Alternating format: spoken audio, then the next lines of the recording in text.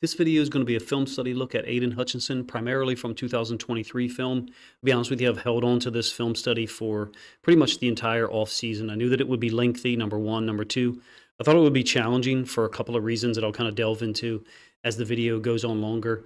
The overall talent level of the defense, kind of addressed that multiple times on Twitter and YouTube content. It's going to be in a different dimension for 2024.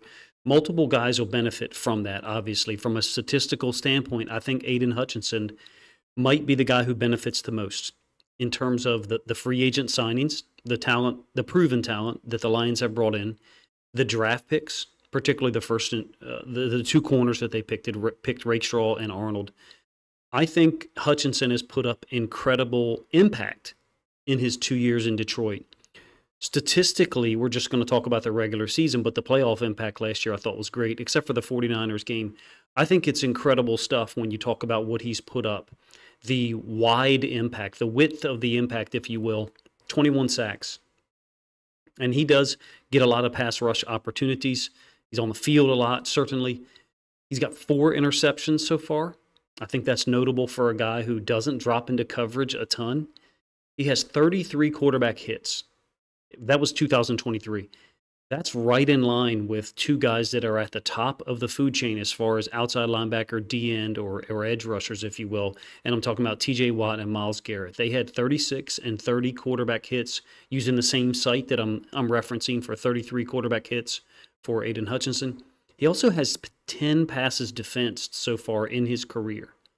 Again, this is only regular season stats that I'm referencing, so we're not including his 3 sacks, 8 quarterback hits, 2 passes defensed from Detroit's 3 playoff games. The statistical impact I think, is obvious. I will give you a quick comparison near the end of the video, I should say. There's going to be an alien among the group that we'll bring in, but what I'll try to do is show through 2 seasons Hutchinson's stats comparing favorably with T.J. Watt and Myles Garrett and one unnamed player that I think will stick out like a sore thumb. And really what I'll reference throughout the video is his global impact since being picked number 2 overall in the 2022 NFL Draft. I'll let the stats flow when I do so to compare those 3 guys. And first, in the video today, I want to illustrate his athleticism, which I think is incredible. It's not just the motor, it's the ability to play through contact and also have an impact across a wide array of the field at 6'6", 265 pounds, or whatever he is now. Now, I'm not just talking about speed, explosiveness, and power with athleticism. I'll reference or try to explain some lesser-known elements that I believe are a part of the high-level athleticism that Hutchinson and others show. I think we should be talking about hand-eye coordination while you're on the move, especially when dealing with a blocker like this one here and tracking the quarterback with your eyes while dealing with the blocker. In the case of that Panthers play, knocking down a pass or even getting an interception on another one. Playing through contact, what some would refer to as contact balance. There was a time in the pre-draft process where others referenced or talked about him playing high. Well, he is 6'6" or 6'7". And I had wondered about it, to be honest with you. He does play through contact well for being someone who is that tall. He does end up, I think, staying on his track despite contact, despite blockers, or in some cases chips, generally referring to pass rush moves in this video. He drops these spin moves to get on a different track, and you can't do that unless you have good balance in that moment. He's able to adjust to chips. And in those chip situations, which I'll talk about in detail a little bit later, it'll be a different section of plays. It allows the tackle to kind of be more balanced to inside rushes. It can really take away an edge rusher or outside linebacker. The timing of his hand-eye coordination, his hand movements, his ability to adjust the rush and defeat the blocker, his timing is near perfect as well. On your prototypical outside pass rush, like the one you saw against the Bears a moment ago to finish the game, that come from behind win in Week 11, he's exceptional on those outside rushes as well. I actually thought that the right tackle for the Bears played really well in that game up to that point. I'm not sure if you agree, but on that particular play, Hutchinson's dealing with contact and able to get his left hand out and swat down on the football, which is obviously hanging out there. Maybe you wouldn't say that awareness is a part of athleticism, and I'm fine with that if you do. But when you're aware of the ball, aware of the quarterback, while you're dealing with a blocker, in some cases a blocker who's holding or trying to hold, I think that indicates a high level of athleticism, great core strength, determination, and force. That's a word that I would use to describe Hutchinson's play style. Force. I think I had 123 pass rush situations for Aidan Hutchinson saved up for this video, and it took me a long time to work through them, organize them for you. Again, these are just to illustrate his athleticism, which I think is probably under-discussed generally for being a guy who has produced so much through 2 years. You've got outside rushes, bull rushes, maybe not a ton of flashy moves. I would say he's very efficient. And other teams obviously know it because they spend a significant amount of time chipping him, trying to devote multiple guys to him, at least temporarily at the outset of the play, hence the phrase a chip. I would like to address how often he's chipped. It is a lot. I have to admit it is a lot. There's plenty of times, and you're seeing some of them flow through here, where he's dealing with a tight end or a running back on the outside, and then a tackle who can take a more centered set as a result of his help outside. Conceptually, you've got a double team for a moment. I don't really pay attention to double team rates because there's some times where the pass pro is determined based upon the pass play, based upon which side of the field there is a read for the quarterback, their primary read, their initial read, I should say. So sometimes it's related to the player, Hutchinson in this case. Sometimes it's related to the play that's called. I hope I said all that in a way that makes sense. Basically, do I believe that Hutchinson is being doubled or chipped on every pass play? No, it's not even close. Is it a higher percentage of plays than others across the NFL? Yes. But there are multiple guys who get chipped or doubled more than he does. I thought he went through a stretch of the season where he was not productive even against one-on-ones. I shouldn't say productive. He wasn't finishing. He wasn't getting to sack the quarterback. You're talking about a 10-week stretch where I think he only produced 3 sacks overall. Now, to address what is probably talked about the most in the offseason by the media or Lions content creators, will the situation for Aidan Hutchinson improve if the Lions get another high-level pass rusher on the other side? Absolutely. Of course it will. And I say that as the biggest James Houston IV fan that you probably know of. He's the reason why I started to watch Detroit Lions film in 2022, and he's the reason why that grew into or branched out into me doing absolute Lions film study videos near the end of 2022 and then leading into 2023. I don't think Hutchinson needs a ton of help for real to produce. Look at the stretch of games from Week 17 in the win against the Cowboys up through the NFC divisional victory over the Bucs. In those 4 games, he was just dominant. 8 sacks, also 18 quarterback hits in those 4 games. That's insane. But you have 10 tackles for loss in those 4 games as well. Not just 10 tackles, 10 tackles for loss. Again, from Week 17 to the NFC divisional round victory over the Bucs at home. 8 sacks, 18 quarterback hits, 10 TFLs. Now, some of those don't count from a standpoint of they're not regular season games. So for his personal stats, that's an unfortunate aspect of playing 2 or 3, or in the case of the Lions, they wish they had played 4. We all do. Playoff games last year. So they don't count for his career stats, but we see them on film and we recognize how dominant he was during that stretch, which was preceded by, as I mentioned earlier, a 10-week stretch where you really didn't get much produced from Aidan Hutchinson from a statistical standpoint in terms of sacks. Now, I'll digress for a moment. I do think that James Houston IV and Davenport can have an impact. Hutchinson finished this past year with 11.5 sacks, 33 quarterback hits, I think 14 TFLs. Maybe I have that number wrong, 3 forced fumbles.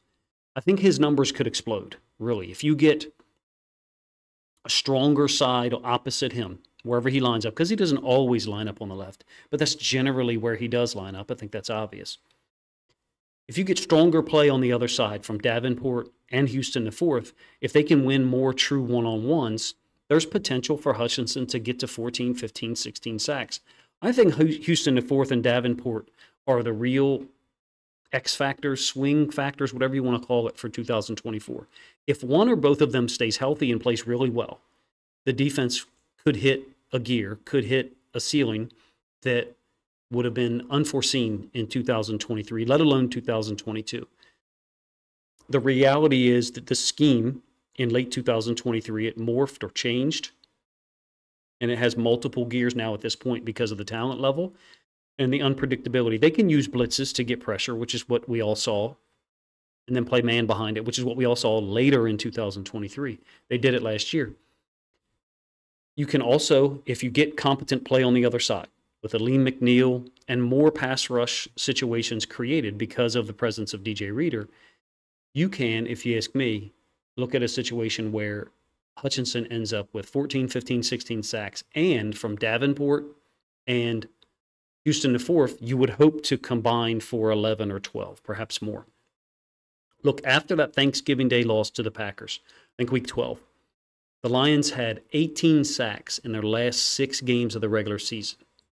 Now, you may say, and it's fine, it's an accurate statement, hey, Coach, 8 of those was against the Vikings, 4 each in week 16 and then week 18. So you may use that to downplay those results. 18 sacks in the last 6 games, I think, is pretty significant. I'm not really necessarily trying to focus on that, but I feel like I should bring it to your attention. What I'm trying to illustrate with the plays here and the things I'm talking about is the Lions switch to bringing more pressure. If you recall, from week 6 to week 16, Hutchinson only had 2 sacks. That was a really long stretch where he just wasn't able to finish the end of a play. Now, there was 15 quarterback hits during that time, so it's not like he wasn't playing well. He was. The sacks just weren't there. To that point, however, before the last 6 regular season games, the Lions had 23 sacks. I'm talking about up through week 12, I should say. Of those 23 sacks, however, I know I'm throwing a lot of numbers out there, forgive me. Of those 23 sacks up through week 12, leading into week 13, I guess I'll say it that way, 13 of those 23 sacks were in wins over the Falcons and the Raiders. What I'm getting at is, even though to that point the Lions had 23 sacks up through that loss to the Packers or after, that's still a misleading number. The tactical switch was needed. Maybe none of us, myself included, identified it at the time, but part of that decision had to be, hey, look, we only have 10 sacks outside of our wins over the Falcons and the Raiders. For whatever reason, Aidan Hutchinson isn't finishing as many sacks. He's not producing as many. I think that was the thought process. It's certainly more complicated and more in-depth than that. Perhaps the coaching staff talked about it for 2 or 3 weeks at a time. Point is, they showed another gear because they had to go to it. There wasn't another player on the other side or another player on the D-line. Aidan McNeil had a great season, don't get me wrong. I really like him. I think he's a really good football player. But there wasn't another guy who was on the track that Aidan Hutchinson had been on for a while. Can the Lions in 2024 bring 4 and get pressure? You hope so. They need Houston or Davenport to play well, to be healthy and be available, first of all, and play well. That would allow them to, simplistically get a 7th defender in pass coverage, kind of open up the coverage umbrella, be a little bit more unpredictable, err on the side of conservative coverage. Sure, that it's going to be a big question, but the coverage talent has undergone a massive upgrade. First of all, Carlton Davis III, Amik Robertson, Terrion Arnold, Ennis Rakestraw Jr. That's a complete switch from rolling out the guys they had in 2023. I'm not going to be disrespectful to those players. They're gone, except for Kendall Fildor. And look, hey, if you're one of those people who doesn't recognize the difference in talent level at outside corner from the guys I just mentioned, the experienced veterans, Robertson and Davis III, let alone the rookies, I can't sit here in good conscience and discuss with you that you're actually evaluating the film because you're not. The film is drastically different. The players that were available and on the field at outside corner in 2023 versus the guys who they have now. So let's talk about some of the rushes that Hutchinson uses.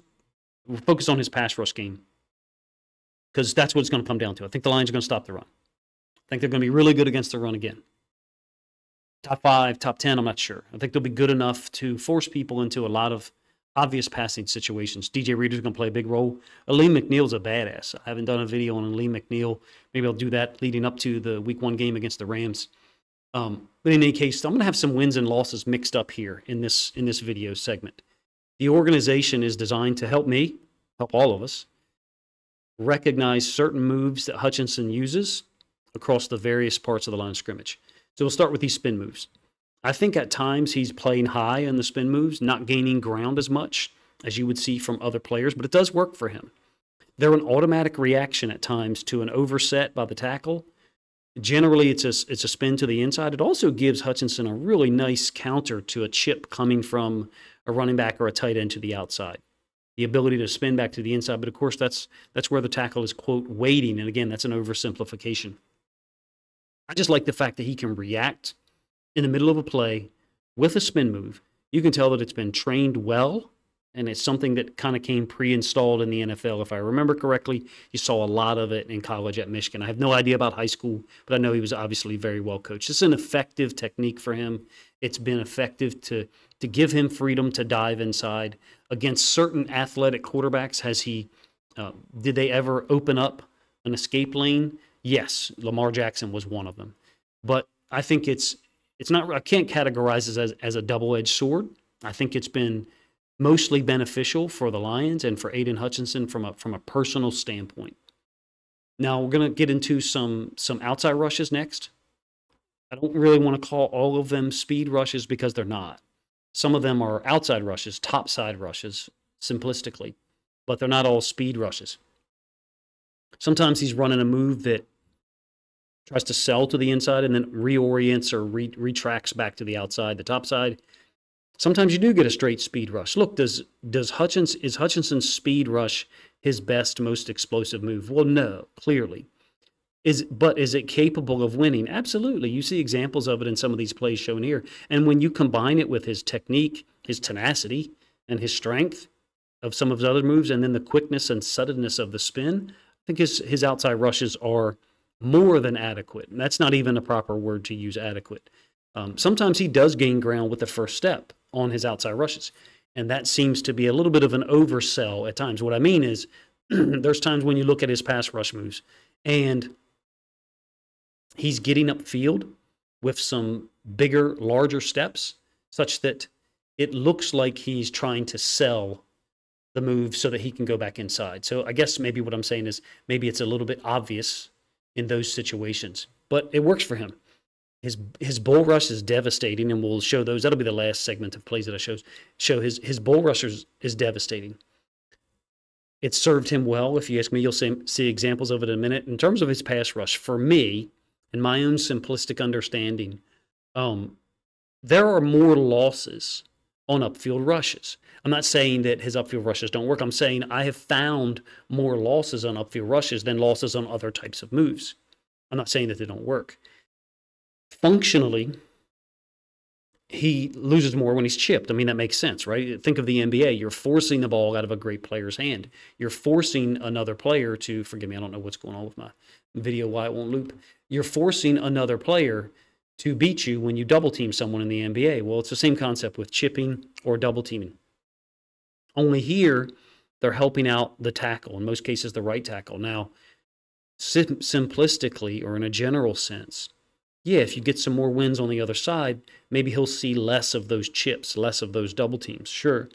I actually really like his upfield move, when he's playing at a wider angle. I'm not sure if you agree. Maybe the plays I'm using here, letting loop through, don't even illustrate that. But when he can condense down on the tackle at a really sharp angle, I think it opens up the inside stunts well and helps him threaten the top side even more. I'm talking about a really wide alignment that sets up a wider angle, kind of opens up the bull rush and the inside stunts. Now, I will say this.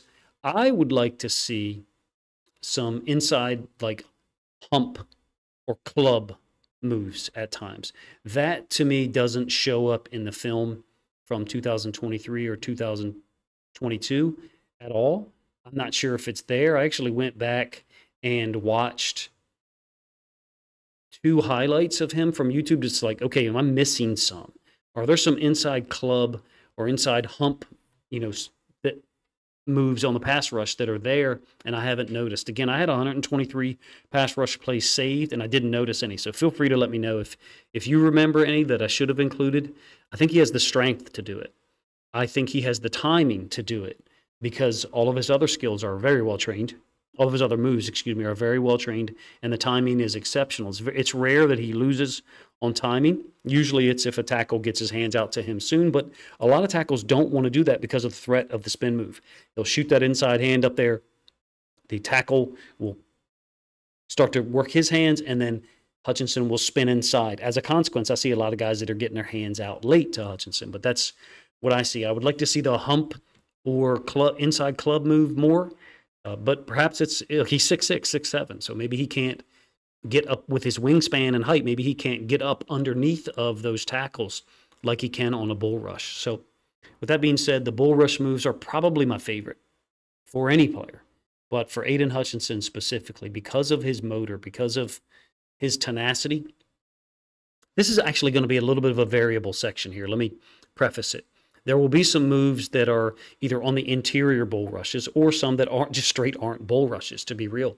So I wanted to, let you know that, but it's to make a larger point. And what I mean is, the larger point I'm trying to make is this: he can line up inside against certain guards. That will be made more available when the pass rush on the other side is better. And again, I'm not criticizing guys that played over there in 2023 at right D end or right outside linebacker, but those guys are gone. So there's no reason to criticize them, number one. Number two, they just weren't getting the job done. I think the ability to get your best pass rusher lined up against whoever you want to, talking about Hutchinson, is what you want to get to. If the right guard for the other team isn't nearly as good in pass pro, that's who you want him going up against. Well, you can't do that if the rush on the other side isn't as competent. Other teams kind of know you're limited in where you can put him. You do see some examples of him lined up on the inside, and at 6'6", he's a tremendous matchup problem for some of the interior guys with the burst, the athleticism that he has. I think there's more opportunities to move him around. If Houston and Forth and Davenport can play well, maybe give 10 to 12 sacks combined on the other side, hopefully more, you would prefer more. But in reality, if you look at the stats from 2022 and 2023, you look at the stats for the whole Lions team, they got 80 sacks in the regular season, that is, for those 2 seasons since he's been in Detroit. Hutchinson has 21 of them. So almost exactly 25% of Detroit's sacks come from one player, Aidan Hutchinson. Now, Houston and Forth did have 8 in 2022 in only 7 games, right? Aidan McNeil had 5 last season. They need consistent pressure, though, generated from someone other than Hutchinson. Can Aidan McNeil give you 5-6 sacks again next year? Absolutely.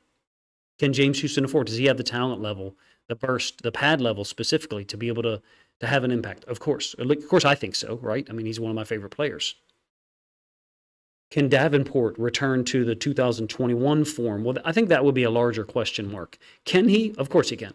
But will he? What are the chances that he does? I don't know. But I do know the defensive talent overall could help balance out the sack numbers from the other side. Quarterback hits and pressures, probably more important than sacks at some point.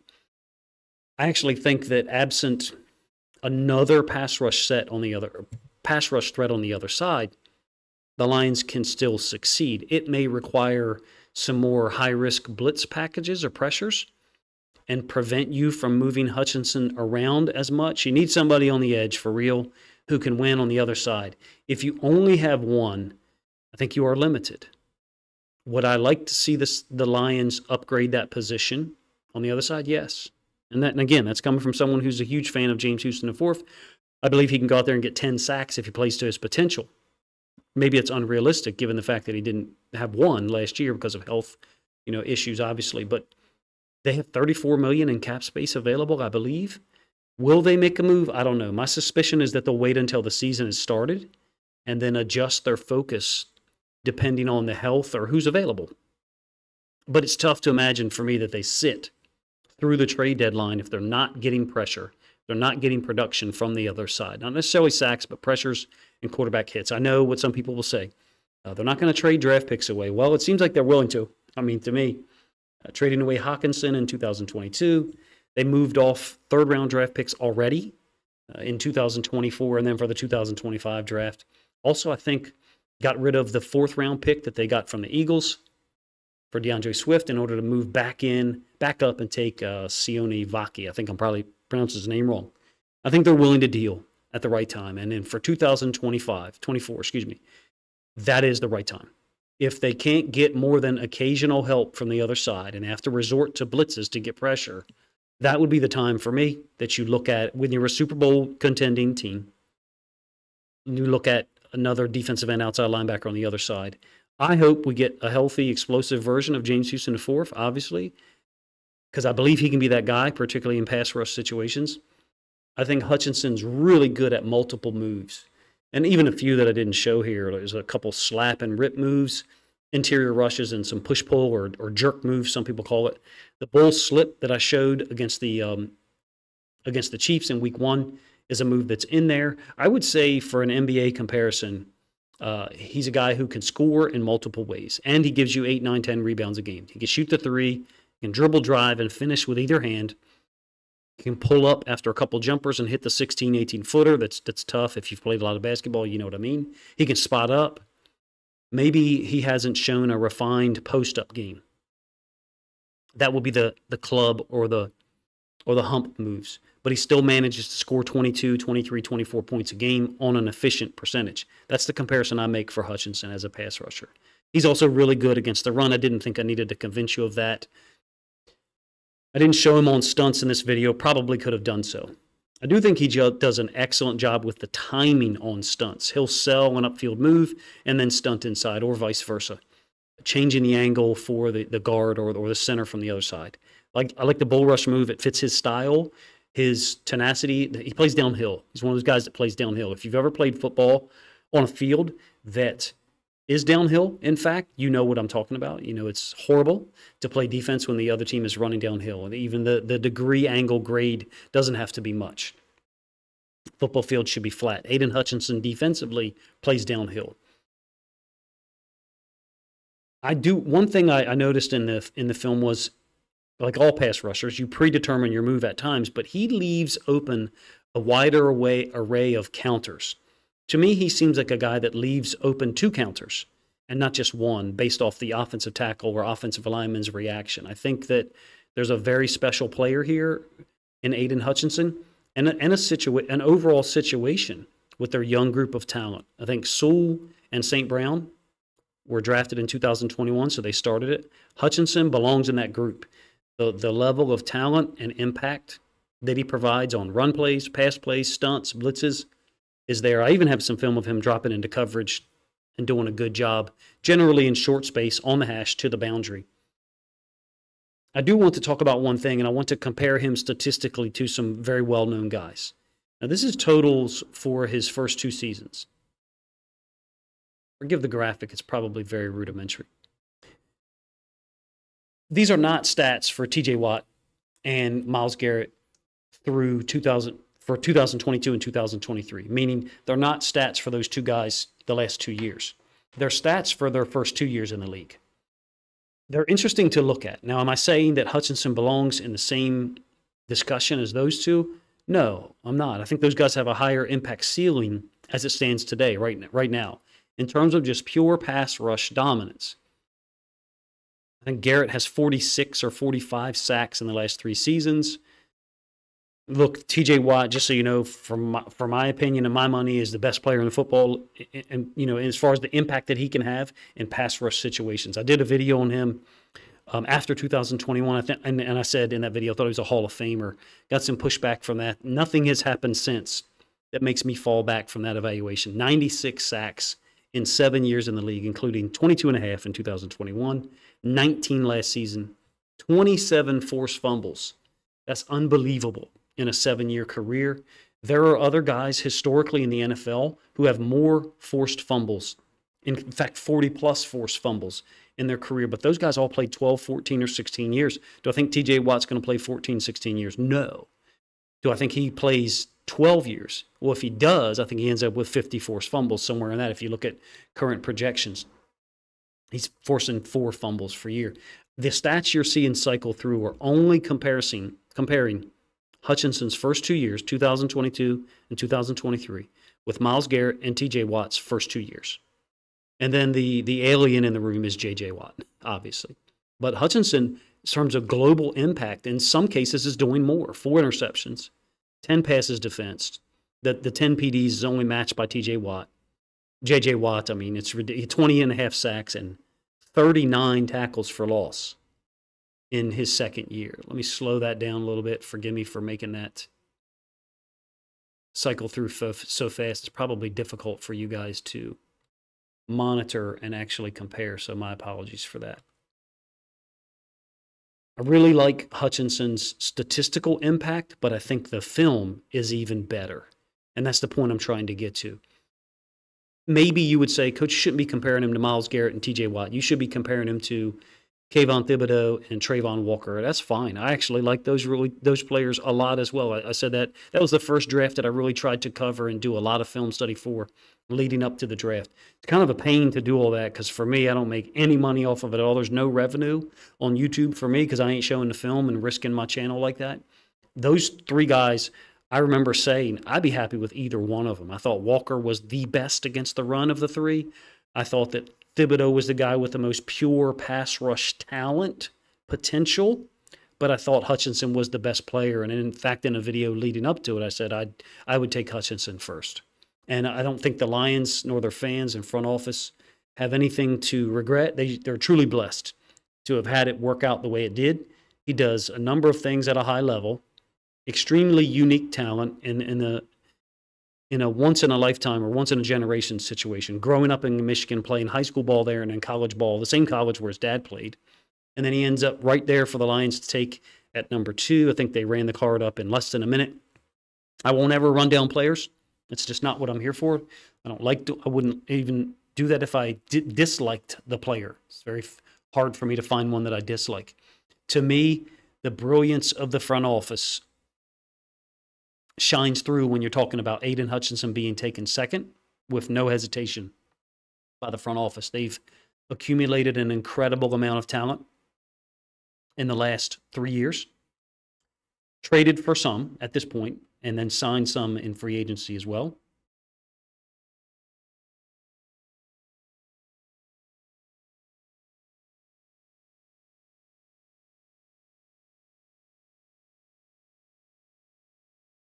I think Hutchinson belongs front and center when you're talking about this rebuild and then now build and whatever reload, which I think 2024 is. When I say front and center, I mean with Sewell, St. Brown, and Goff as considered the stars, the focal points on what is a Super Bowl contender. Now, I guess some people are going to say, Coach, I don't think he can ever get 15, 18 sacks in a season. Well, there will be a lot of opportunities in the next few years. Specifically 2024. Yeah, sure, it'll be a more difficult schedule. Okay, the Lions are going to stop the run.